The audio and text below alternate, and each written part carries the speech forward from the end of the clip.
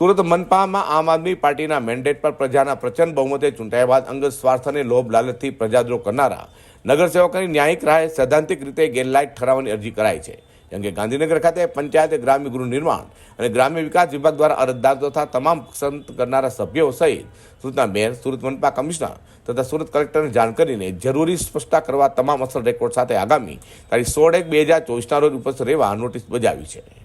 નમસ્કાર બધાને, અમારા જય શ્રી કૃષ્ણ. આજ રોજ અમે પ્રેસ કોન્ફરન્સ દ્વારા સુરત શહેરના જનતાને, સુરત શહેરના લોકોને, જે લોકોએ 2021ની અંદર મત આપીને ખૂબ મોટા જનાદેશ સાથે આમ આદમી પાર્ટીને વિરોધ પક્ષમાં બેસાડ્યા અને 27 જેટલા કોર્પોરેટરો, નગરસેવકોને પ્રતિનિધિત્વ માટે સુરત મહાનગરપાલિકામાં લોકોએ મોકલ્યા. પરંતુ અમુક સમય સુધી, જ્યાં સુધી ભારતીય જનતા પાર્ટીના ભ્રષ્ટાચારોને ઉઘાડા કરતા આમ આદમી પાર્ટીના કોર્પોરેટરો ભારતીય જનતા પાર્ટીને આંખમાં ખૂંચતા, એ લોકોએ લાલચ, લોભ, રાજકીય દબાણ અને આર્થિક લાભ માટેની લાલચો આપીને અમુક કોર્પોરેટરોને પોતાના પક્ષમાં લીધા. એટલે કે 12 જેટલા કોર્પોરેટરો આમ આદમી પાર્ટીનો પક્ષ છોડીને ભારતીય જનતા પાર્ટીમાં જોડાયા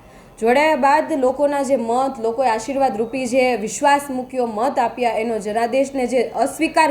કરવાની ભાવના સાથે ભારતીય જનતા પાર્ટીનો ખેસ પહેર્યો, ત્યારે લોકોની પણ લાગણી દુભાણી, લોકો પણ ખૂબ દુઃખી થયા કે એ આમ આદમી પાર્ટીના કોર્પોરેટરોને મત એટલા માટે આપ્યા હતા કે પરિવર્તન કંઈક લાવી શકે, વિરોધ પક્ષમાં એટલા માટે બેસાડ્યા હતા. પરંતુ આ લોકોએ ભારતીય જનતા પાર્ટીનો ખેસ પહેરીને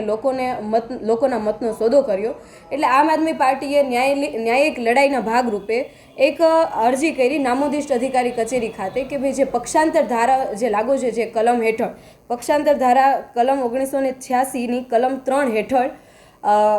મહાનગરપાલિકાના સભ્ય તરીકે ગેરલાયક ઠરે એટલે ઠરાવવા માટેની અરજી કરી, એમની સાથે પુરાવો મૂક્યા. ત્યારબાદ અધિકારીશ્રીને યોગ્ય લાગતા એમણે નોટિસની પજવણી કરી કે જે